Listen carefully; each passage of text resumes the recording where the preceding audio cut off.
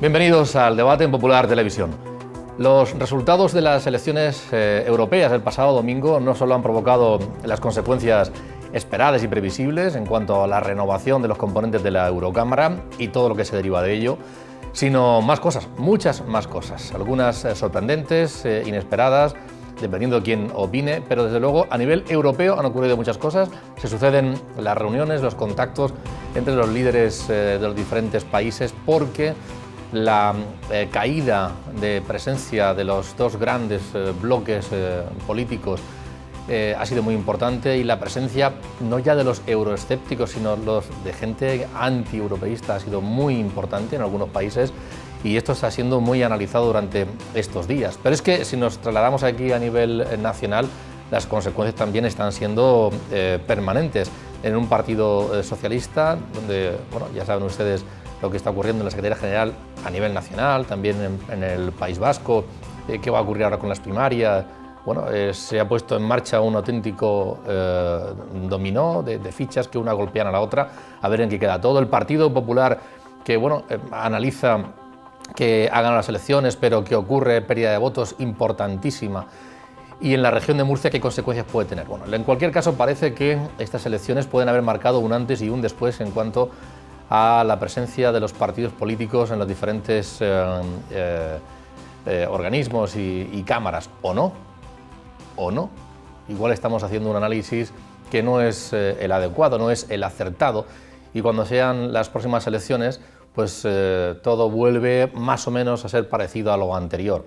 En cualquier caso, eso es lo que queremos hablar aquí esta noche, los resultados y las consecuencias, y todo con la mirada puesta en esas elecciones autonómicas a la vuelta de unos meses tan solo, y locales. Lo vamos a hacer con 4 invitados a quien les presento a continuación. Está con nosotros Pablo Blesa, que es decano de la Facultad de Ciencias de la Comunicación de la Universidad Católica. Bienvenido, Pablo. Buenas noches, gracias por invitarme. Gracias, encantado de tenerte aquí. Está también Juan de Dios Martínez, que es director de Radio Televisión Española en Murcia, Radio Televisión Española y Radio Nacional. Ahora juntos, Juan de, encantado por estar. Muy buenas noches, un placer estar aquí con vosotros. Gracias. Nos acompaña también el decano del Colegio de Periodistas de la región de Murcia, Juan Antonio de Heras. Bienvenido, encantado de tenerte. Muchísimas gracias, un placer como siempre estar Gracias. Aquí. Y el director de Onda Regional, Joaquín Azparren. Joaquín, encantado de tenerte. Buenas noches y encantado de estar con vosotros también esta noche. Bueno, pues no hemos querido tener representantes de partidos políticos para analizar los resultados.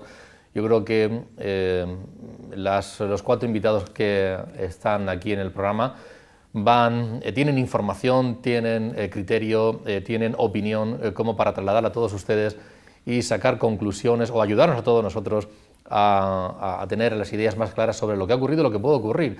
Yo decía, y lo lanzo así, ¿ha cambiado las cosas, el juego político, a partir de lo que ocurrió el pasado domingo, o no necesariamente, Pablo? Yo creo que sí, porque estas elecciones europeas lo que demuestran es que ha perdido el bipartidismo, ha perdido la estabilidad de la gobernanza de nuestro país, y al mismo tiempo también ha perdido o ha rebajado mucho sus expectativas la derecha.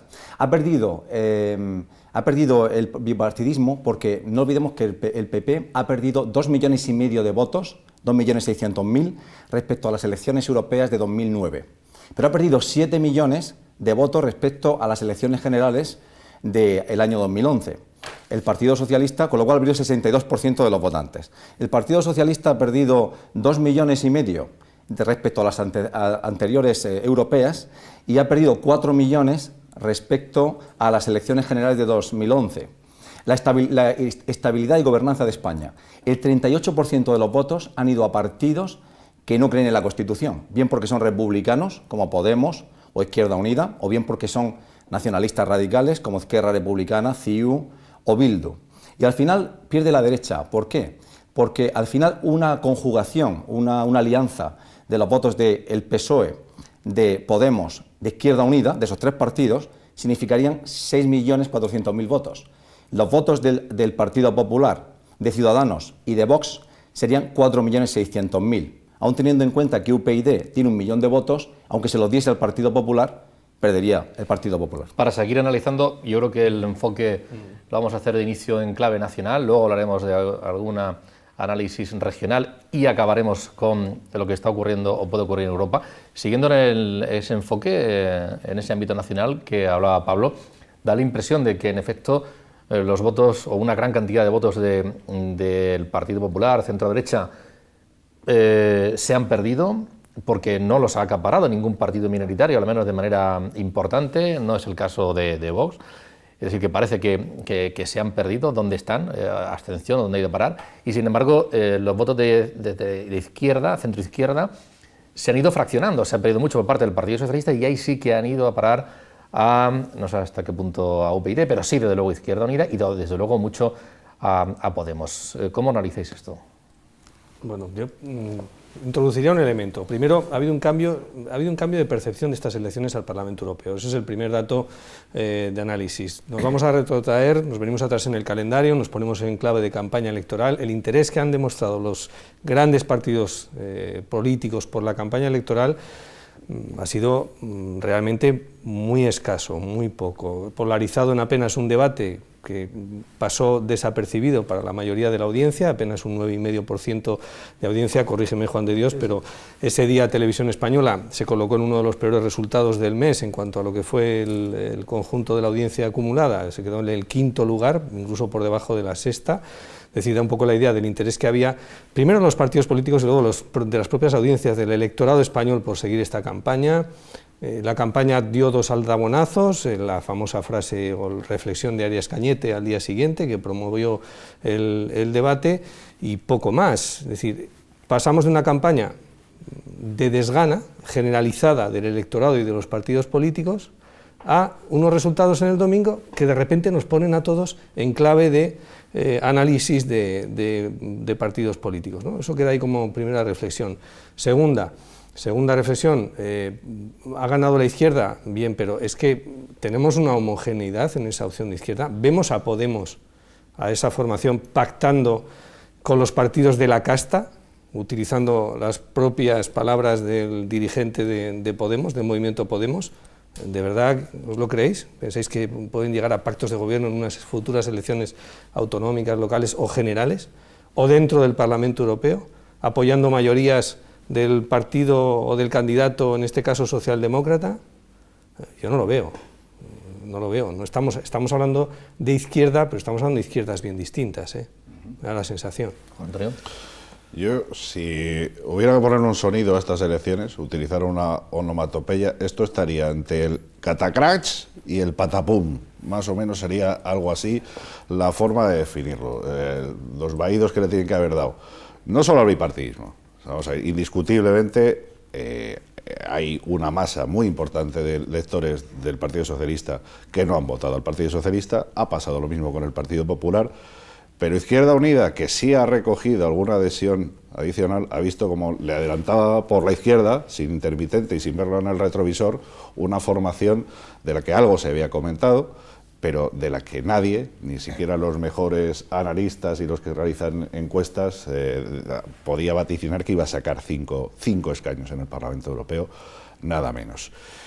¿Dónde se han ido estos votos? Yo ahí es donde empiezo a apreciar algunas diferencias. Los votos del Partido Socialista no creo que se hayan quedado en casa, sino que se han ido a opciones de izquierda, más a la izquierda del Partido Socialista. Algunos de Izquierda Unida y algunos otros probablemente a Podemos, si no a UPyD, que también ha recogido parte del desencanto, con un partido que ha gobernado muchos años España y que lo gobernó en la etapa más reciente hasta las anteriores elecciones generales. Los votos del Partido Popular, ¿dónde se han ido? Algunos a Vox, sí es cierto, y algunos probablemente a Ciudadanos, pero mayoritariamente se han quedado en casa. La abstención, yo creo que en esta ocasión ha castigado por encima de los demás partidos al Partido Popular. En términos de participación, estas elecciones han sido muy similares, los porcentajes de votación han sido prácticamente idénticos a los que hubo en las europeas de hace 5 años, pero no han votado los mismos. Los que votaban al Partido Popular, yo creo que esta vez lo han castigado quedándose mayoritariamente en sus hogares, con una abstención que veremos a ver cómo evoluciona. A partir de ahora, claro, a partir de ahora lo que se están generando son consecuencias brutales en todas las formaciones, ¿no? Lo más complicado creo que lo tienen los dos grandes por distintas causas. El Partido Popular, porque si se limitara a hacer una aritmética, a decir, las reglas de juego no son las mismas en las europeas, porque las europeas se votan en única urna en toda España. Las autonómicas ya depende de las reglas electorales de cada comunidad autónoma, de las demarcaciones que haya, y eso te cuesta, en el caso de la región de Murcia, cuesta muchísimo hacer a un escaño en la Asamblea Regional. Prácticamente de todas las formaciones que se han presentado ahora, muy poquitas tendrían posibilidad real de tener escaños en la Asamblea. Por ejemplo, Ciudadanos sería una de las que se quedaría fuera porque ni siquiera tiene un 5% mínimo de votos necesarios, tanto para ser diputado en la Asamblea Regional como para una concejalía. Pero si el análisis del Partido Popular es aritmético, tendría un problema, porque el mensaje ha sido claro y el mensaje de los ciudadanos es que hay que proponer otras cuestiones y hay que abordar quizá otras reformas de las que ahí siguen pendientes. En el Partido Socialista el problema es todavía, yo creo, mayor, porque se mezcla un problema de identidad, de no saber muy bien cuáles son las señas que definen hoy en día al Partido Socialista en España, con un problema de liderazgo y con una división interna que vienen arrastrando desde hace tiempo y que ya ha generado por las primeras tensiones. Es verdad que el Partido Popular ha perdido 2.600.000 votos en España a nivel nacional, 8 eurodiputados, pero es que 8 escaños, pero es que el Partido Socialista, que en teoría el que está en la oposición, el segundo partido, tiene que recoger el desgaste del quien gobierna, pues ha perdido 9 eurodiputados y ha cosechado el peor resultado de su historia y todas las consecuencias. Es decir, que deben sacar conclusiones ellos del mensaje de los ciudadanos. Bueno, yo más que perder diría que han dejado de recibir, porque entendería que han perdido si esos votos hubieran ido a una segunda fuerza política, a una tercera fuerza política, pero es que no han ido. Realmente, como comentaba Juan Antonio, se han quedado en casa la mayoría de esos votos. Quizá estas elecciones no han levantado el interés que debían tener o que a lo mejor debían haber programado las fuerzas mayoritarias. No ha despertado esa significación que todos deberíamos pensar cuando hablamos de Europa, que es verdaderamente la madre de todas las naciones, es ese organismo supranacional donde se toman las decisiones más importantes. Pero la participación ha sido similar en cualquier caso a las anteriores de 2009. A las anteriores, eso sí, es. A las anteriores, sí. Pero bueno, es decir, pero hay un porcentaje de voto que mayoritariamente iba a parar a estas fuerzas que no han votado, que se han quedado en casa. Que este voto es importante, que se ha votado en casa, es que no ha votado, que se ha quedado en casa. Probablemente cuando vuelva las próximas elecciones a votar a un concejal, a un alcalde, a un presidente de la nación, que son quizás personajes más próximos y que seguramente van a ser más meditados, es probable que sí se movilice ese voto, ¿no? O sea, veremos a ver luego si lo ha perdido o no lo ha perdido, porque yo recuerdo que el Partido Popular ha ganado las elecciones, o sea, ha ganado las elecciones, ha sido el más votado. Lo que pasa es que hay una parte de ese electorado que no ha estado con el Partido Popular ni con el Partido Socialista y que se han desgranado en otras formaciones, muchas de ellas o la mayoría, de extrema izquierda, porque hasta donde yo sé están a la izquierda de Izquierda Unida, ¿no? Que también ha ganado un poquito, pero bueno, ha dado lugar a ese tipo de votos que yo entiendo son un poquito, y entiéndaseme, gratuito, ¿no? Un voto más gratuito porque no se ve tan representativo como con una persona o un personaje, una autoridad más próxima, ¿no?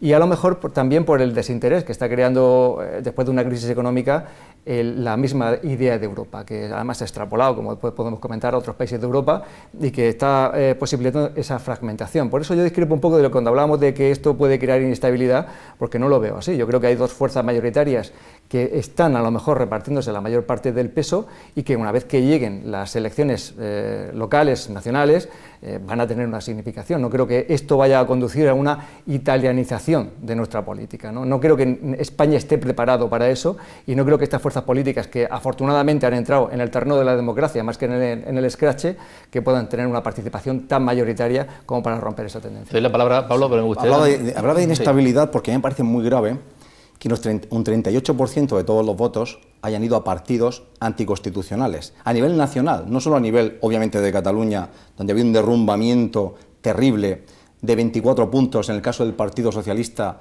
y 10 puntos en el caso del Partido Popular, con una subida fantástica de Esquerra Republicana de casi 15 puntos y un mantenimiento de CIU, o en el País Vasco y Navarra, donde Bildu ha cosechado un éxito clamoroso superando al PNV. Hablo de que en toda España combinada un 38% de los votos han ido a fuerzas que bien o son republicanas manifiestamente anticonstitucionales o bien son radicalmente nacionalistas. A mí eso me parece muy preocupante para garantizar la estabilidad de nuestro país, que desde el punto de vista político se ha basado en el pilar de dos partidos que se alternaban. Y aquí lo que vemos es la erosión de un partido por la acción de gobierno, en este caso el Partido Popular, por el hecho de tomar medidas a veces impopulares, y por otra parte el hundimiento un poco incómodo de aceptar desde el liderazgo del Partido Socialista de un partido que no gobierna, pero que no traslada el desencuentro entre el gobierno y la población, no lo convierte en caladero de votos para ellos, sino que se le escapan en un bypass hacia una izquierda más radical, con un cambio de tono, con un cambio de lenguaje, como pueda ser obviamente Podemos, Izquierda Unida, que ha multiplicado por 3 sus resultados, y incluso UPyD, que no sabemos si es un partido de izquierda o de derecha. Habéis introducido dos cuestiones. Una... Yo quería introducir más. Sí, venga, vamos con ello. No, es decir, no, te he cortado. No, por favor. Adelante. Bueno, reservo simplemente lo que iba a decir. Apuntar por dos cuestiones, de lo que comentaba Juan de Dios y lo que comentaba Juan Antonio. Yo hablaba con un sociólogo esta semana, de los que trabaja habitualmente en encuestas de sondeos de intención de voto, y le hacía ese mismo, entre comillas, reproche, ¿no? Decir, pero ¿cómo se os ha escapado en las encuestas del Centro de Investigaciones Sociológicas y de otro tipo el tema de Podemos? Dice, bueno, a ver, se defendía diciendo, el voto Podemos es un voto que permanece oculto hasta 2-3 días antes de del momento de las elecciones. Es un voto impulsivo de un sector del electorado fundamentalmente con el que no contábamos en las urnas, que es el sector joven, que ha apoyado mayoritariamente, y un sector, insisto, con el que no se contaba en las encuestas en cuanto a que iba a participar, formaba parte más de la abstención, buena parte de ese apoyo. Dos, respecto a lo que apuntaba Juan de Dios, esta misma persona me comentaba, dice, ojo con las tendencias en cuestiones de intención de voto o en cuestiones de deriva política. Hay un cambio de tendencia que ha apuntado en estas elecciones, que es la pérdida de la mayoría del voto por parte de las dos formaciones que tradicionalmente lo han tenido, lo que apuntaba anteriormente Pablo. Cuidado con los cambios de tendencia, que son difíciles de corregir. Y ahí es el elemento que quería introducir yo también. ¿Cuál es la capacidad de reacción de las dos formaciones y qué es lo que están haciendo? ¿Quién se está llevando ya los principales titulares en los diarios nacionales, en los telediarios, en nuestros informativos en la radio, en cuanto a, digamos, momento de reacción, a tenor de lo que ha supuesto los resultados del pasado domingo? Ahora mismo es el Partido Socialista convocando un Congreso Federal extraordinario. ¿Qué ha hecho el Partido Popular a tenor de los resultados? Reconoce que ha ganado las elecciones y reconoce que tiene que entrar en un periodo de reflexión que a partir del mes de septiembre llevará un programa de dinamización política entre sus bases para acercar de nuevo a los ciudadanos a... ¿Ha habido alguna voz crítica, Esperanza Aguirre, esperada además en cualquier caso? Yo no pero sé poca si... más. Yo probablemente podía esperar algo más del Partido Popular, no evidentemente un congreso extraordinario, porque efectivamente ha ganado las elecciones y hay una estabilidad ahí, pero una capacidad de reacción frente a esa tendencia que empieza a apuntar peligrosamente para las dos formaciones, hombre, y algo más yo creo que se puede hacer. Quería plantear que se puede analizar qué ha ocurrido de fondo respecto del desgaste del Partido Popular, las medidas que evidentemente los ciudadanos pues, las ven de manera negativa y hay una reacción, esa falta de identidad o de liderazgo del Partido Socialista, son cuestiones de fondo, pero también hay un aspecto de cómo han abordado esos partidos y los otros la campaña electoral. Esa falta seguramente de presencia, de envío de mensajes de los dos partidos mayoritarios ha sido clave, y sin embargo esos pequeños han estado trabajando mucho, a lo mejor no para sacar mucho más de lo que han sacado, igual tienen un techo, pero lo han trabajado bastante. Yo no quiero acaparar con Podemos, pero es un fenómeno importante a nivel sociológico que está analizando, y Podemos ha trabajado desde colectivos de base con las redes sociales, mucho, no enviando mensajes a los militantes, pues tiene a pocos, sino grupos de base que luego han dado sus resultados, han tenido mucha presencia en los medios de comunicación por aquello de que su líder da juego, han copiado mucho el modelo de Barack Obama hasta el lema, Podemos, we can, total, sí, total. Y hasta la cara que ha habido polémica con eso, de su líder apareció en las papeletas, el único partido que ha tenido su presencia. Y ha jugado una serie de bazas, mientras que los partidos han jugado a lo habitual, los otros mayoritarios, ¿no? Parece que era una cuestión de fondo y otro de cómo han trabajado la campaña. Sí, como no está el sociólogo delante, polemizar con él va a ser más complicado, ¿no? Pero bueno, entiendo lo que te quería comentar, aunque no lo suscribo plenamente, y enlazo con las reflexiones. Creo que el fenómeno Podemos sí hubiera sido posible detectarlo en un estudio sociológico. Otra cosa es que su circuito de organización, como bien estás apuntando, haya sido distinto a los medios tradicionales. La campaña de Podemos básicamente ha sido una campaña en Internet. Se han movido por redes sociales y luego se han movido, en efecto, en esos pequeños colectivos, donde sí que parte desde todo el movimiento 15M. ¿Cuál ha sido la virtud de Podemos? Crear el partido político que le faltaba al 15M. El 15M no participaba en elecciones, se manifestaban anti-procesos electorales porque se siguen manifestando hoy también desde Podemos como el partido antipartidos. O sea, es una cosa muy rara, pero se quieren definir así. No somos un partido político, somos un movimiento social para precisamente romper con todo lo que hay establecido, las reglas de juego democrático actualmente. Y eso es lo que han sabido recoger por esos canales alternativos de comunicación con un nivel de eficacia máximo. Vamos, jamás se podía pensar que podían tener esos 5 diputados. En cuanto a las campañas, yo no sé si agradecer, visto lo que está pasando en Europa y del resto de Europa, y de eso hablaremos ahora, que en España al final la campaña haya sido la frase desafortunada de Cañete, o si el Partido Popular y Cañete es más machista o menos machista o medio pensionista. Porque aquí, a diferencia de en otros sitios, todavía de lo que nos pasa, de lo bueno y de lo malo, se le echa la culpa al gobierno de España. Pero el día que se le eche la culpa a Europa, realmente, que Europa la convirtamos en el problema, cuando yo entiendo que Europa tiene que ser la aspiración y probablemente la solución a buena parte de los problemas de España, si hubiéramos tenido otro discurso y Europa fuera culpable, yo no sé si el signo de los partidos que hubieran triunfado en estas elecciones hubiera sido más parecido al de Francia o al de Holanda o al de Grecia. Y eso me da mucho miedo. Eso en cuanto al día de antes. Y el día después, la gestión que mencionabas, Joaquín, el Partido Popular, ¿qué está haciendo? Y el Partido Socialista. El Partido Socialista lo está haciendo mal porque se está equivocando, creo, que lo está haciendo mal porque se está equivocando en el sentido que debería tener ese Congreso, que no es de sillón, es de reflexión de identidad de partido. ¿Qué soy? ¿Qué quiero proponer a la sociedad? ¿Cuál es mi concepto de España y cuál es mi concepto de la socialdemocracia? Eso creo que va a estar ausente de ese debate. Es más, bueno, pues si el liderazgo lo lleva el aparato o si damos participación a todo el simpatizante para que vote al final quién va a ser un secretario general. Pero es que la sociedad no creo que le esté pidiendo eso al Partido Socialista, sino que recupere lo que ha sido su espacio natural en la política española a lo largo de muchísimos años. Y el Partido Popular, al Partido Popular lo que le está pidiendo probablemente toda la gente que no ha ido a votar es que acabe de meterle mano a las cosas que no funcionan bien en España, porque ya las otras ya nos hemos enterado de lo que valen las reformas que se supone que ha habido que acometer para estar ahora empezando a salir de la crisis. Eso lo estamos sufriendo día a día todos los ciudadanos. Pero, ¿y la administración?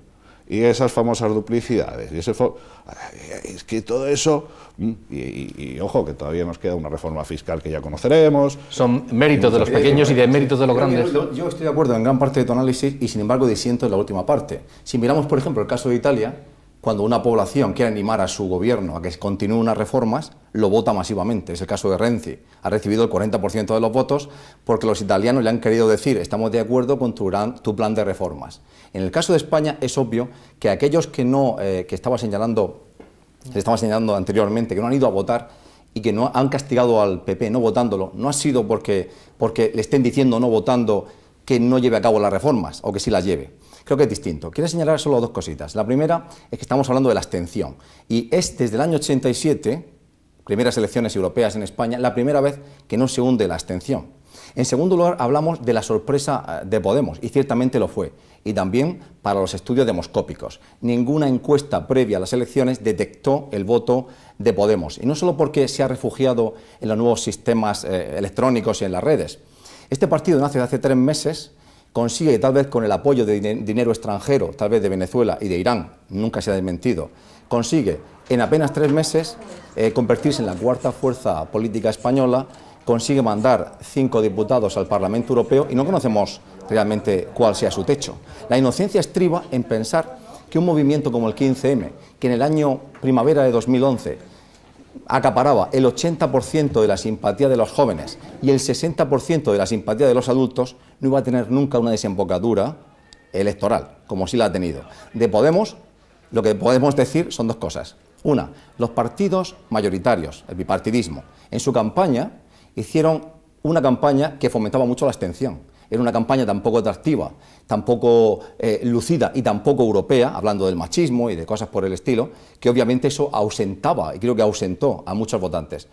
Podemos es el que ha llevado las cifras de votación hacia arriba y le ha acaparado el voto, claro.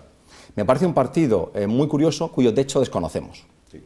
Luego quiero puntualizarte, Pablo, solo por matizar, que yo estaba queriendo decir exactamente lo que has expresado. Quiero decir, yo creo que la abstención en cuanto al Partido Popular es desafección en cuanto a las medidas más duras que ha tenido que poner en marcha y en cuanto a las otras, que son las que se esperan y todavía no ha emprendido. Y una cuestión más, que no sé si plantear, esta mañana lo oía en alguna emisora, me parece que había un sociólogo, lo decía en la COPE, un problema de comunicación del Partido Popular durante la campaña electoral. Y antes de la campaña electoral decía que sus asesores de imagen, de comunicación, tanto a nivel nacional como regionales y demás, a veces más que facilitar la comunicación de qué se hace, qué queremos hacer, decían que son cancerberos para intentar evitar que los medios de comunicación contacten, y hay un problema de comunicación añadido a lo que se ha hecho o lo que queda por hacer.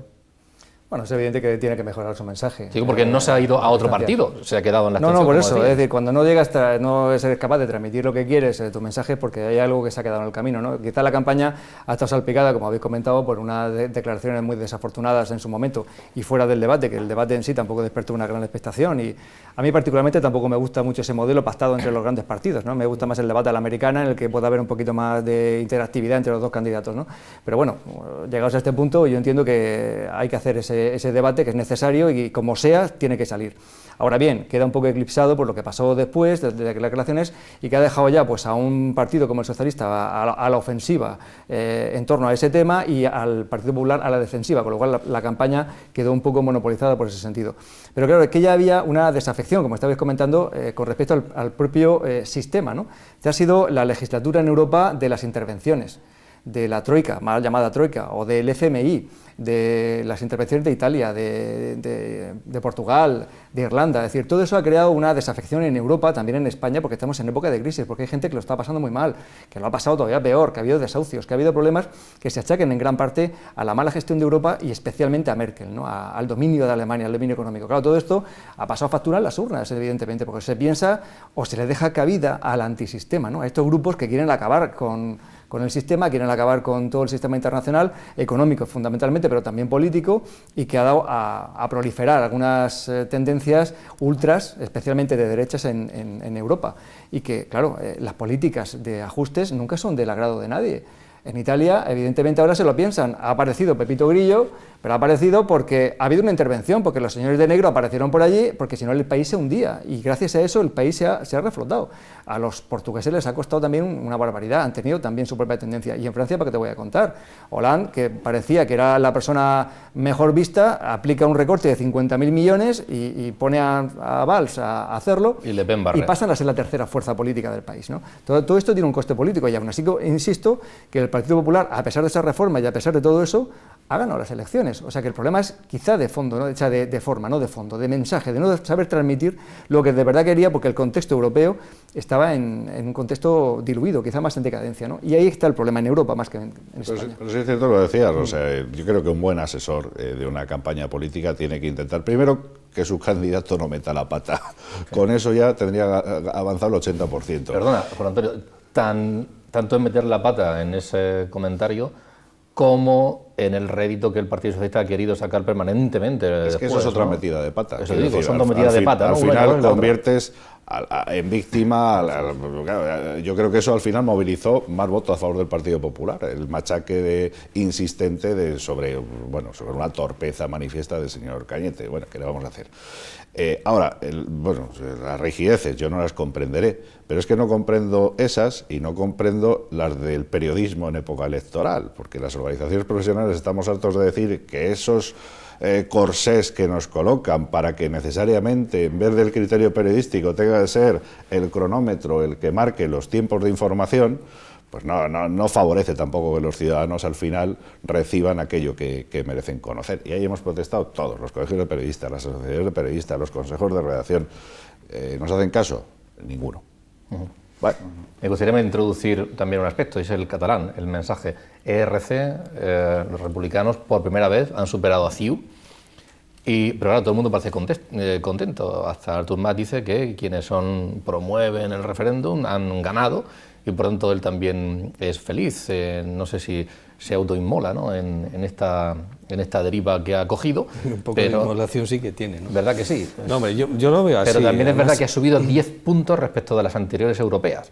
Ese mensaje que querían dar de que nos queremos separar de España, pero queremos ser europeos, era el mensaje que querían lanzar. No sé cómo un mensaje claramente plebiscitario. Estaban ensayando de alguna forma digamos, era una especie de test, ¿no?, de lo que puede pasar el 9 de noviembre sí o sí, porque van a convocar el referéndum, sea ilegal o deje de serlo. Esa es la voluntad ahora mismo, ¿no?, de tanto de Esquerra Republicana como de Convergencia y Unió. Vamos a ver, hay una comparativa. Si cogemos a Convergencia y Unió, partido en el gobierno en Cataluña, y cogemos al Partido Nacionalista Vasco, tiene las mismas ideas independentistas y soberanistas, no nos engañemos.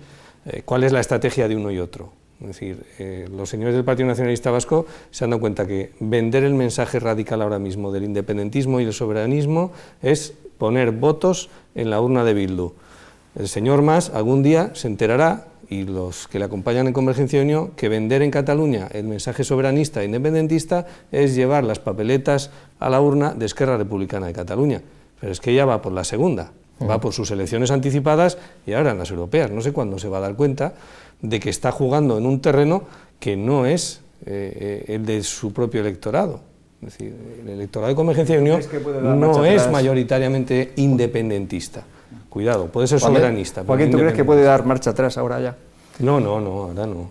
Ahora ya quizás es el problema, ¿no? Bueno, camino de la inmolación, por eso estábamos hablando, ¿no? Bueno, vamos a ver. Es un camino sin retorno. Está claro que es un camino sin retorno. Claro que al menos, caso... por eso ha intentado ahora meter en el gobierno a Esquerra Republicana. No, veniros con nosotros. Los señores de Esquerra Republicana no nacieron ayer, ni desayunaron antes de ayer, y evidentemente no quieren saber nada. Dicen, no, tú sigue el camino, sigue esa senda descendente que tú solito te estás buscando la ruina. Es decir, en fin, y a mí me estás favoreciendo. En el caso catalán es que hablan los datos solos, ¿no? Vemos que los partidos nacionalistas combinados, Esquerra Republicana y CiU, son el 46% de todos los votos. Que el mensaje europeísta lo han conseguido que en Cataluña se vote mucho más en las elecciones que en el resto de España. El batacazo de los partidos constitucionalistas es manifiesto y que hasta grosero, ¿no? El del Partido Popular y el del PSOE, que han perdido 350.000 votos. Como resultado, tú lo dices, al mismo tiempo se consuma el suicidio de CiU inmolado en el altar del nacionalismo, pero es una situación muy preocupante. Sin duda. Ahora, los análisis pintorescos, si nos vamos al ámbito de la región de Murcia, aquí también hay ejemplos magníficos. Vamos a enlazar con la región de Murcia. Ocasiones para estar callado. Porque yo, de todas las frases que se me hubieran ocurrido decir, si yo hubiera sido el secretario general de los socialistas murcianos el día después de las elecciones, o esa noche, la última hubiera sido, me veo en San Esteban. O sea, hubiera sido más fácil decir, me veo como San Esteban, estaba la columna ahí que me están tirando flechas, a me veo en San Esteban. Claro, porque además, ¿qué está diciendo con ese mensaje? Bueno, veo que el Partido Popular ha perdido porcentualmente la mayoría absoluta. Se está hundiendo más que yo. Intuyo que va a haber una alianza con el resto de formaciones y a mí me van a colocar allí. Como si eso fuera ni siquiera medio planteable, precisamente porque el comportamiento, lo hemos dicho antes, del electorado en unas municipales, oiga, yo voto al alcalde que conozco. Al de Podemos, pues me lo tendrán que presentar. Aquí Juan Antonio, poniendo datos, si que se hiciera ese traslado, serían 10 diputados los que perdería el Partido Popular en la Asamblea Regional, el Partido Socialista subiría 1, Izquierda Unida, que tiene 1, pasaría a 4, UPyD y Podemos entrarían las tres formaciones con 3. Entrarían, bien, con ese trasvase, que es un ejercicio interesante para el periodismo, Sí, pero un esfuerzo pero complicado. Y aún así, creo recordar que en ese escenario el Partido Popular, por un escaño, seguía manteniendo la mayoría absoluta. Luego, ni siquiera en ese escenario podía derrocar una alianza hipotética de todo el espectro político al margen del PP, ni siquiera aún así podría... Pero en cualquiera de los casos, digo, es por pudor y por prudencia. Oiga. Roberto García sí que ha sido crítico con los resultados. Claro, pues es que eso es y inmediato. ha dicho que no se puede aspirar a gobernar con unos resultados. Pues fíjese en la que se lía ahí, porque a mí me preocupa mucho la crisis del PSOE, me preocupa muchísimo. Quiero decir, en el sentido de que todavía no hay, probablemente a lo mejor algún día, quién sabe, UPyD ocupe el espacio del PSOE, va en camino a dejárselo entero, porque el centro izquierda ahora mismo a mí me costaría identificarlo con el Partido Socialista, porque es que lo interpretan todo al revés. En Cataluña, pues, se escoran.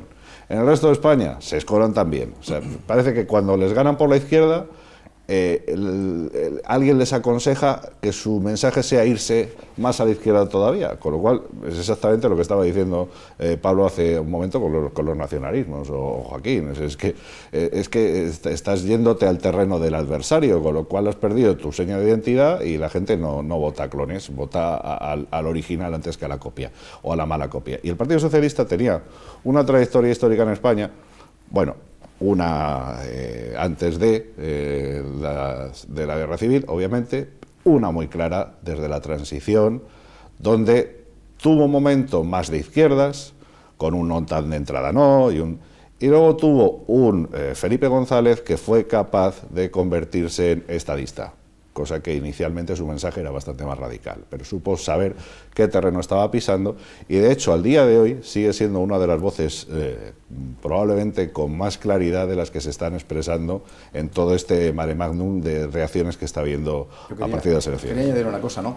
Estoy de acuerdo contigo en que parece casi irónico, aparte incluso de mal gusto, ¿no?, para la ciudadanía y sus propios compañeros de partido, que este señor González Tobar diga esta frase que me parece grosera, cuando el Partido Socialista ha cosechado la peor derrota de la historia, ha perdido 50.000 votos, ha perdido 36% de peso, y que base alcanzar el poder no en lo que surja de ellos mismos, sino una alianza extraña entre todos los partidos de izquierdas, Podemos, Izquierda Unida, incluso UPyD.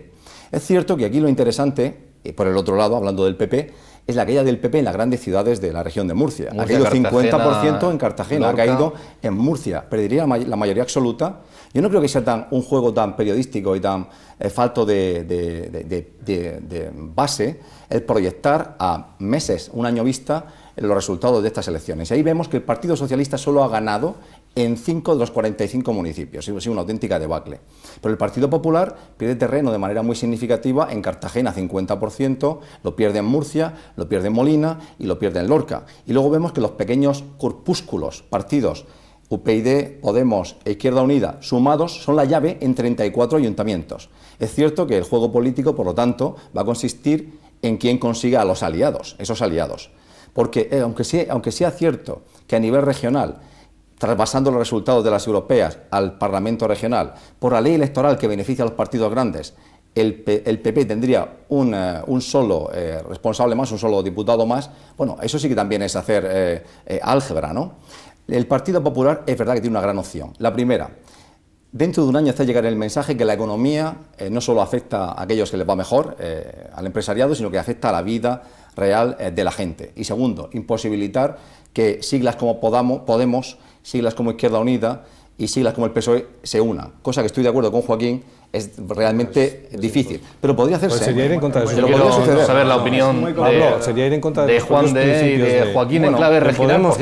Tendremos dos eurodiputados, Lola Sánchez de Podemos y Ramón Luis Valcárcel del Partido Popular. En clave regional, una reflexión y pasamos a Europa. Joaquín y Juan de. Con respecto a... Sí, los resultados, cómo se extrapolan, análisis aquí, qué pueden hacer los partidos políticos. Yo un poco la línea de Juan de Dios en lo que apuntaba anteriormente. Es decir, las elecciones municipales habría que dejarlas aparte. Es decir, se vota en clave de personas, se vota en clave de alcaldes, y el alcalde de tu ciudad, sobre todo, y contra más descendemos el número de población, es más próxima y más cercana esa relación, hace las cosas bien, vota a esa personas y con independencia de las siglas. De todos es conocido durante años, porque luego cambió, el ejemplo de Miguel Navarro en Lorca, es decir, una ciudad que votaba mayoritariamente durante varios mandatos a la Asamblea Regional, al Partido Popular, y que sin embargo mantenía a Miguel Navarro al frente del Ayuntamiento de Lorca, siendo del Partido Socialista. Es decir, y estamos hablando de una ciudad ya de mucha entidad. En el ámbito autonómico, pues hombre, yo me alinearía con el discurso que el otro día en la ejecutiva del partido daban voces tan autorizadas como una señora que lleva en esto de la política desde mediados de los años 80, en los tiempos de Felipe Sagún, siendo concejala de Medio Ambiente en el Ayuntamiento de Madrid, de Esperanza Aguirre, que daba la voz de alarma en su formación diciendo, ojo, que perdemos Madrid, ojo, que perdemos la comunidad autónoma, cosa que por otra parte del sector de Génova en el Partido Popular ya lo sabe hace meses, no era consecuencia de las elecciones al Parlamento Europeo. Me preocupa que el señor Alberto Fabra, presidente de la Comunidad Valenciana, llegue con ese mismo mensaje a Génova, diciendo, ojo, hagamos algo ya, porque vamos a perder otro de los grandes graneros por excelencia de votos del Partido Popular, que es la Comunidad Valenciana. Estos señores van a esa ejecutiva no diciendo hemos ganado las elecciones, aquí nos quedamos tranquilos. Es decir, por eso vuelvo a insistir un poco en ese principio de relación, Juan, ¿no? extrapolarlo a nivel de las locales autonómicas, yo creo que, hombre, sacar algunas grandes ideas sí deberían hacerlo los partidos políticos, pero descender al detalle es tan relativo como que algunos de estos partidos minoritarios, que en muchos pueblos han sacado un número de votos más o menos interesante, seguramente hasta ni podrán hacer candidatura en muchos pueblos. Es que luego va a ser una realidad también esto, ¿eh? Es que, ya te digo, es que abundando en el asunto, cuando tú tienes que votar a una persona que conoces y que va a dirigir una pequeña población, sabes que te la juegas realmente, porque vas a tener 4 años con una persona muy directa, seguramente el voto te lo piensas un poquito más. No quiero decir que lo vayas a cambiar. Esto es el gran reto que tienen por delante el Partido Popular y el Partido Socialista, especialmente en los próximos 6, 7, 8 meses, queda menos de un año para las elecciones, y es lo que tienen que ver, si son capaces de recuperar, de movilizar de nuevo a ese electorado que también les ha ido en los últimos comicios. Otra cosa es la política de pactos que puedan emplear para ello en su momento, porque aquí cada mundo arrima las cuas a su sardina, pero yo no lo veo tan claro. Insisto, en el caso de que se mantuvieran los resultados, que yo creo que no va a ser así, porque esto es significativo pero no vinculante, bueno, se han apuntado muchas causas. A lo mejor Gonzalo Tobar dijo en su momento eso porque pensando en las alianzas que podía tener se veía que podía superar, pero ¿quién le dice a él que pongamos por caso Izquierda Unida o otra formación y va a pactar con él y no con el Partido Popular? Eso mismo pensaba el PSOE en Extremadura y fíjate dónde está ahora mismo, ¿no? El propio Felipe González dijo hace poco que el Partido Popular podría pactar con Izquierda Unida para gobernar en España, ¿no? No olvidemos que la ley DONT, como decía Pablo, es muy rigurosa con los partidos mayoritarios y que suele favorecer siempre las grandes formaciones. Y la ley orgánica, quiero decir, vamos a ver, es que aquí hace falta, vuelvo a recordar el porcentaje, un 5% de los votos para tener puesto de concejal o de diputado. Estamos contando los resultados de unas elecciones en las que la participación ha sido ¿de cuánto? ¿Cuánto han votado en las europeas? 45, 90 y tantos. ¿Cuánto votan en las elecciones autonómicas en Murcia? Hombre, puede que ahora ya haya menos, claro, pero estábamos en 70 y mucho. Bien, en cualquiera de los casos, 25% más, de 45, 50, 60, bueno, entre 20 y 25% más de participación previsible. Luego, solo eso, que es una masa enorme, hace que, claro, o en la misma proporción incrementan el voto todas estas formaciones, o las que ahora estamos contando que tendrían puesto en la Asamblea no lo tienen. Pero porque hay un 25% más de participación ciudadana en las otras elecciones. Entonces, claro, es muy complicado decir que lo que ha sucedido ahora puede repetirse. ¿Eso quiere decir que no hay mensaje? Todo lo contrario, y sería un disparate, y he empezado por esa argumentación, pensar que aquí no hay mensaje, y mensaje de calado tanto para el Partido Popular como para el Partido Socialista, y ojo, yo incluyo a Izquierda Unida la terna, que también hay mensaje para Izquierda Unida. Han ganado. Sí, quiero decir que han ganado y han perdido. Claro, las dos cosas a la vez. Han ganado, pero tienen una competencia, y antes no la tenían. Luego, si tienes una competencia en señas de identidad parecidas a donde tú te estás moviendo, es que tú tampoco has sabido trasladar muy bien el entusiasmo a tus potenciales electores, ¿no? Hay otros que convencen más que tú. Luego eso para ellos creo que puede ser un problema, más allá de futuras alianzas, si es que las hubiere. Que ojo, que la gente de Podemos no es muy de alianzas. Ellos tienen una línea de trabajo que al menos a corto plazo no es previsible. Un programa electoral que hoy por hoy es incompatible con las posiciones programáticas de un partido como el Partido Socialista. Pero unos señores que vienen propugnando la nacionalización de la banca, la nacionalización de las principales compañías de gas, de electricidad, de agua, están diciendo que la parte de la deuda soberana que ellos entiendan como legítima la deberá pagar el Estado, pero la que entiendan ellos que es ilegítima no la van a pagar. Y por cierto falta dinero en el Estado para el Partido Socialista ¿qué puntos de programa de gobierno va a pactar el Partido Socialista sobre la nacionalización de la banca? No hablo del PSOE, hablaba de Izquierda Unida, de posibles alianzas con Izquierda yo te he Unida. interpretado como Podamos, digo, está muy alejado. Parece que como Izquierda Unida como que no lo ves. Pero vamos, que yo no los veo, pero vamos, desde luego, señor Pablo Iglesias, que yo alguna entrevista le he escuchado después de las elecciones en la que le preguntaban, bueno, ¿y esto cómo? Dice, yo lo explico en la universidad muy bien. Yo digo que esto, si un gobierno quiere hacerlo, lo hace, digo, toma. Esto es como Chávez, en las imágenes aquellas de comandante, nacionalice pues igual, claro, o sea, si vamos por ahí, pues esto es propio, bueno, no sé qué. Estamos hablando de elecciones, no encaja. Estamos hablando de extrapolar, no extrapolemos. Estamos hablando de los resultados de las elecciones al Parlamento Europeo, extrapolarlas a las autonómicas, nacionales, no extrapolemos, vamos a hablar de las elecciones, los resultados y las consecuencias en el Parlamento Europeo, que es de lo que se trataba en definitiva.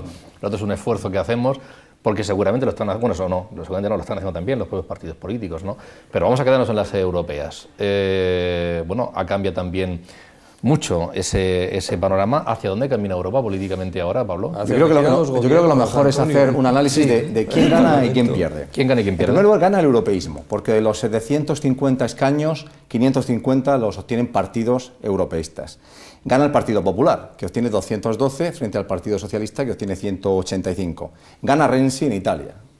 Gana Merkel en Alemania, que están gobernando y no han sufrido. Gana Rajoy en España, indudablemente. Gana Le Pen, gran triunfo histórico del partido ultranacionalista Le Pen. Gana también UKIP, el partido ultranacionalista inglés en el Reino Unido. Pero pierde Francia como país. Francia pierde como país mucho peso en Europa, igual que lo pierde el Reino Unido. Gana el europeísmo. ¿Y quién pierde las elecciones? ¿Quién las pierde? Las pierde en Holanda el señor Wilders, ultranacionalista que no ha aparecido al final. Las pierde Cameron en el Reino Unido. Los Tories pierden y pasan a ser la tercera fuerza política, después de los UKIP nacionalistas y de los laboristas. Pierde Hollande, que pasa a ser tercera fuerza política en Francia, una vergüenza. Y pierde la alta abstención en los países del este. En países como Checoslovaquia ha votado el 13%. En la República Checa, perdón, el 13%, en Estonia ha votado el 17%. O sea, la alta abstención hace perder también a estos países. Yo decía, Juan de comentaba, se ha oído voces diciendo, bueno, Europa, lo que es la idea de Europa, la construcción de Europa, está en crisis como consecuencia de estos resultados, porque los dos grandes bloques, conservador y socialdemócrata, han bajado mucho, han aparecido mucho euroescéptico, anti-europeo incluso en determinados países. Pero luego he oído todo lo contrario, han dicho, ¿cómo? Eso estaba descontado. En absoluto. Es que no han visto los mercados, lo que ha ocurrido, las bolsas, pero sí automáticamente subieron al día siguiente. Es decir, que no, que la estabilidad del proyecto de Europa sigue siendo estable. Son circunstancias que ocurren, pero para nada van a afectar a la construcción de Europa. Sí, yo creo que no. Yo creo que tanto como van a poner en peligro Europa no ha cambiado tanto la cosa, pero sí que debería replantearse un poco el Parlamento Europeo cómo se tiene que reestructurar para que esto sea un poquito más simple, porque realmente hay tanta burocratización, tanta administración que la gente no sabe muy bien quién gobierna Europa, ¿no? Si lo hace el poder económico con Alemania detrás, si lo hace el presidente del Parlamento Europeo, si lo hace el presidente de la Comisión Europea, si lo hace el presidente del Comité... En fin, hay tanta gente ahí y con tanto poder que no todo el mundo está lo bastante instruido como para diferenciar una cosa de la otra. Y eso ha tenido un efecto distinto en diferentes países, porque mientras que en España ha sido una radicalización de la izquierda, en Francia ha sido de la derecha, ¿no? No ha tenido un comportamiento homogéneo que también sería muy interesante de analizar. Pablo, que es un especialista, quizá nos puede dar una idea más aproximada, pero en Austria, que viene un poco también del Imperio Austrohúngaro y que siempre ha sido un poco a rebufo, a la sombra de Alemania, tampoco tiene nada que ver con lo que han votado en Alemania, que es donde el Partido Popular, al igual que en España, ha sido donde más ha ganado, ¿no? Donde casi los únicos que han salido indemnes de estas elecciones. Y luego está Italia, que Italia, ahí sí que están acostumbrados a tener un tutti frutti de todo y que al final pues van al sol que más calientan. Son dos cositas. Una, Hombre, siendo un poco ácido, diría que claro, que los mercados bursátiles, los mercados financieros internacionales le dan la importancia al Parlamento Europeo que le dan, por eso llevan su propia dinámica y no les afectan en absoluto los resultados de las elecciones del Parlamento Europeo. Hombre, esto viene en la línea de que luego las cosas son como son. Es decir, ¿quién va a decidir la presidencia de la Comisión Europea? No es el Parlamento Europeo el que ahora va a votar al presidente, ya, pero ¿quién va a poner los candidatos? ¿Los van a poner los europarlamentarios o la cena de la otra noche de los primeros ministros, presidentes de gobierno, que ya comenzaron a hablar de si ponemos a Juncker? Bueno, no, parece que ahora no vamos a poner a Juncker porque como no nos ponemos de acuerdo los gobiernos, no los eurodiputados ni los grupos parlamentarios europeos, empieza a perder enteros. Bueno, la parte de Schulz, sí, entonces la negociamos, no. Un tercer nombre, Christine Lagarde, ¿por qué no? Es decir, ¿quién está mandando en el Parlamento Europeo? ¿Quién va a decidir qué va a votar el Parlamento Europeo? ¿Los grupos parlamentarios o los señores que mandan en el Reino Unido, que siguen siendo los conservadores, que sigue siendo el señor François Hollande a pesar de los resultados en Francia, Mariano Rajoy en España o el señor Renzi en Italia? Al final, los que siguen mandando en Europa son los gobiernos, no es un Parlamento Europeo que luego eligen más. Juan Antonio, la gran interrogante la tienen ahí los socialdemócratas. ¿Por qué? Y hablabas antes de Felipe González, porque igual se pueden encontrar con la dicotomía de decir, oye, vamos a hacer un gran acuerdo, ¿no?, con el Partido Popular Europeo, una gran mayoría, o vámonos hacia la izquierda y vamos a ser oposición del Partido Popular. El mensaje que lanzaba Felipe González, no sé si ahí hay una gran interrogante. Es que claro, en España estamos tan poco acostumbrados a que el Partido Popular y el Partido Socialista puedan entenderse en algo, eso es, que parece que cuando por ahí fuera se entienden nos suena muy extraño, pero Europa no funciona con las mismas claves. Las alianzas entre socialdemócratas y el Partido Popular Europeo están a la orden del día para muchas cuestiones. Y entiendo que es el espacio natural de convivencia porque es probablemente la idea más clara de hacia dónde quiere ir Europa. Está ahí, con matices, indudablemente, pero está ahí. Y de hecho está tan ahí que, bueno, en algunos países, Alemania no tiene problema en gobernar en coalición, ¿no? Pero bueno, yo creo que Europa, la Europa que espero y deseo que salga de este proceso de reflexión de lo que ha pasado, porque yo vuelvo a insistir en que hay mensaje también en el resto de Europa, deben hacer de un gran consenso entre todos los grupos. Probablemente veamos a lo mejor que se aceleran cuestiones, tal vez en lo económico, porque lo económico es lo más urgente. Europa está en crisis y aquí hay que poner medidas para salir de la crisis y para generar empleo, fundamentalmente en algunos países más que en otros. El acuerdo de libre comercio con Estados Unidos, yo intuyo que va a ser una de las cosas donde van a pisar el acelerador. Sí, pero eso, insisto, es que eso no lo va a hacer Europa, no lo va a hacer la Comisión Europea ni el Parlamento Europeo, lo van a hacer los gobiernos. La otra noche estaban reunidos y pensaban ahí en ese cambio de línea, ¿no? Quiero clarificar una cosa. El Consejo Europeo, donde están los jefes de Estado y de Gobierno, es desde la firma del Tratado de Maastricht una institución más de la Unión. O sea, no es antes, durante 50 años, los jefes de Estado y de Gobierno se reunían fuera de los tratados. Sí, Pablo, pero tú sabes que al Consejo llegan las cosas pactadas anteriormente. A mí me parece una cosa correcta. Los ciudadanos estamos votando al Parlamento. Hemos visto también cómo las formaciones políticas mayoritarias nos han presentado a dos candidatos, a Juncker y a Schulz. Los conservadores, el señor Juncker, que venía de ser presidente de Luxemburgo y presidente del Eurogrupo. Y los saco a colación, ¿por qué? Porque ahora, después de las elecciones, hay unas negociaciones para ocupar ciertos cargos importantes. Tú lo has esbozado bien. ¿Quién va a ser el presidente de la Comisión? Primera cosa, nos prometieron los jefes de Estado que respetarían las opciones que planteasen. Todavía no han cambiado. Pero están en ello. Pero todavía no han cambiado. Que presentarían los grupos parlamentarios. Con lo cual, como ha ganado el Partido Popular, el que tiene derecho a crear la comisión, que luego será ratificada por los jefes de Estado y de Gobierno y también por el Parlamento, es los populares. O sea que el señor Juncker tiene la iniciativa. Si hay una coalición de izquierdas que supera el número de diputados, como pasa en España, como pasa en Francia, a los populares, entonces que tendrá la primera opción de constituir la comisión serán los socialistas. Pero de momento al que se le ha ordenado que empiece a constituir una comisión es el señor Juncker. Pero quiero ir un poquito más allá. Al mismo tiempo, los jefes de Estado y de Gobierno reunidos en el Consejo Europeo tienen que elegir al alto representante, es decir, al ministro de Exteriores. Y también España está intentando colocar a dos personas. Está intentando colocar a De Guindos, ministro de Economía, como el presidente del Eurogrupo, que deja a Juncker, y está intentando colocar al señor Cañete como vicepresidente de la Comisión. Por eso, el señor Rajoy va a apoyar las opciones alemanas de quien sea, finalmente, que va a ser el señor Juncker, el presidente de la Comisión. Y hay todos esos debates y todas esas negociaciones. En cualquier caso, tanto si son los jefes de Estado, como decía Joaquín, o es la Eurocámara y tal, hay mensajes que se están lanzando de parte de socialistas, de demócratas y de populares. Señores, movamos la economía y creamos empleo, porque si no, esos euroescépticos, esos partidos que antisistemas, anti-Europa, van a ir cobrando fuerza. Entonces, esa dualidad de esos dos partidos, que son los que tienen que ir dirigiendo a Europa, gobernando, mandando uno, mandando otro, pero bueno, son, digamos, que el bloque fundamental. Señores, vamos a movernos, vamos a crear empleo y vamos a generar dinámica en la economía de Europa, porque si no, la situación puede ser, a la vuelta de unos años todavía, sí que mucho más grave de lo que se apunta ahora mismo, ¿no? Si uno echa la vista un poco atrás en la historia, siempre ha pasado. ¿En qué momento surgen este tipo de opciones políticas? Pues cuando hay crisis de algún tipo en los países. En Alemania, cuando nace el nacionalsocialismo. En el siglo XX, Claro, y cuando estaba absolutamente estrangulada después de perder la Primera Guerra Mundial con las condiciones que le pusieron al país.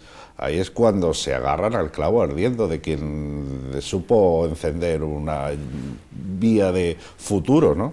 Bueno, pues claro, ojo, que Europa vive una crisis importante ahora mismo, a todos los niveles, no solo en el ámbito económico, que tenemos la complejidad de los movimientos del señor Putin que están aquí al lado. Eso nos está afectando geoestratégicamente, con la posición de Estados Unidos por otro lado. O sea, que hay mucho en juego y bastante estabilidad también en riesgo.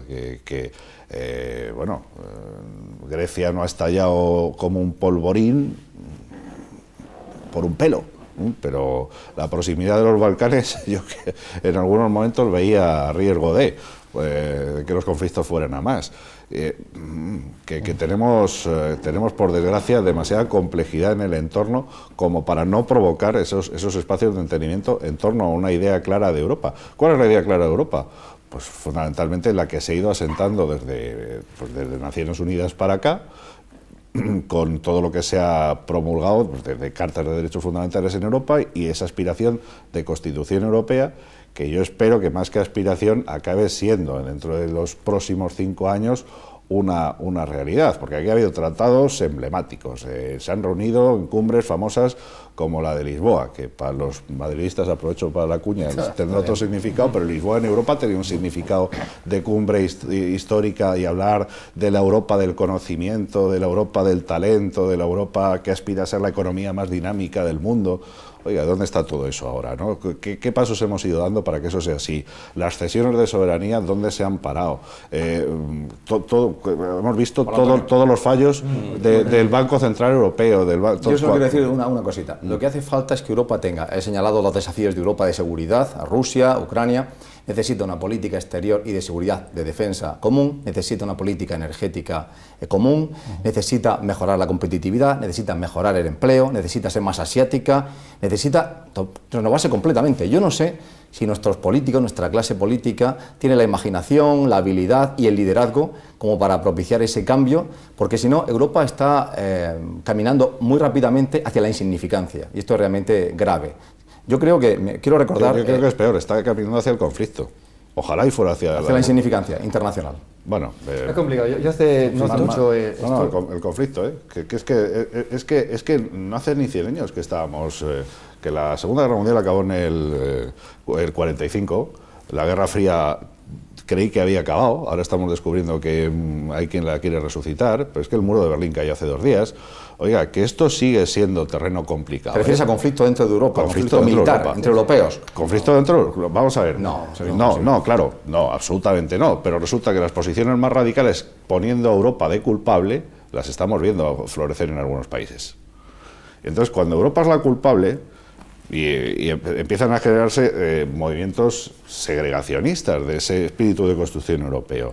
Y al final esas tensiones acaban retroalimentándose. Hombre, esas tensiones, yo recuerdo precisamente aquí, en el Monasterio de los Jerónimos, el Ramón Luis Valcárcel era muy crítico con la actitud de Alemania respecto de Rusia por los intereses energéticos, Por eso que una Europa fuerte a nivel energético, como tú decías, es una de las claves también. Es la única ¿no? opción para sobrevivir. Exacto. La Europa unida, no la Europa que se canibaliza. No vamos a volver a 1914 ni a 1938 tampoco. O sea, eso yo creo que ha quedado para atrás. Las guerras que ha habido entre europeos durante los últimos 5 siglos son guerras civiles, así las percibimos todos. ¿Tú crees que en Ucrania tenían esa percepción hace un año? Ucrania era un país en un limbo, absolutamente. Desasida de la Unión Soviética, desasida de Rusia y desasida de Europa. Era un país en un limbo. pero con aspiración de integrarse en Europa. Y con aspiración de integrarse en el... Claro, te quiero decir que aquí... Mucha gente añorando en Ucrania, mucha gente añorando en Rusia. Una parte, yo recuerdo parte hace cosas de un Rusia, año, sí. año y medio, hablaba con una asociación de ucranianos que estaban aquí en España, comentaban, joder, que yo me tuve que venir a España a emigrar porque yo cuando estaba la Unión Soviética en Ucrania, ellos estaban en Kiev yo tenía coche y ahora ya cuando llegó la libertad, entre comillas, pues ya no tengo coche, ¿no? Y lo vengo a decir porque no hace mucho tiempo estuve en Moscú, estuve hablando con determinada gente y demás y la tendencia mayoritariamente, pero abrumadoramente, era asiática. O sea, ellos no quieren ser europeos. Quizá porque todavía siguen teniendo el concepto de los años 80, más bien 90, ¿no? De cuando tuvieron su crisis fundamental, después de la perestroika, en el que sintieron cierta humillación por parte de Occidente. Ellos creían o pensaban que como que se habían visto colonizados por el capital, por aquella idea postsoviética, y no han llegado nunca a tener una ligación importante con Europa. No la quieren Europa, Putin no quiere Europa, y mira más hacia los chinos, que es donde verdaderamente está el dinero y la gran muy potencia. importante, dos cosas. Putin no quiere Europa, Putin sí quiere Europa, que es su mayor socio comercial. Moscú está en la zona occidental de Rusia. Los rusos viajan, bueno, ahora mismo los que compran las casas en España, básicamente rusos y chinos, como todos sabemos. Es su camino de salida, ¿no? Miran hacia Occidente y punto. La cosa más importante. No solo que la visita recientemente de Putin a China fue un fallo, o sea, fue realmente sin resultados para ellos. Aparte de eso, es que en su planificación estratégica futurum de Rusia, Alemania ocupa el primer lugar. Y por eso, como país relevante y como país socio. Por eso los alemanes tampoco quieren desasirse de Rusia, porque ¿qué ocurre? Los rusos le venden el petróleo a los alemanes y con el dinero que les pagan los alemanes, los rusos le vuelven a comprar los coches, los Mercedes, los Audis, etc. Entonces, claro, es una alianza fantástica para ambos, ¿no?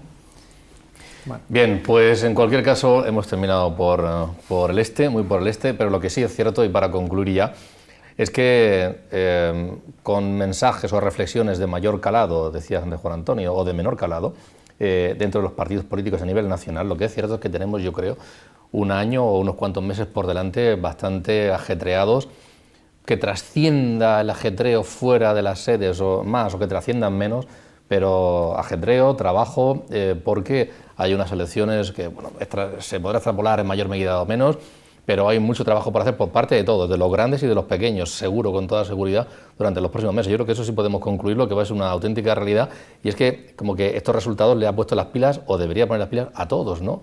A unos por unos motivos y a otros por otros, ¿verdad? Acabamos con eso, parece.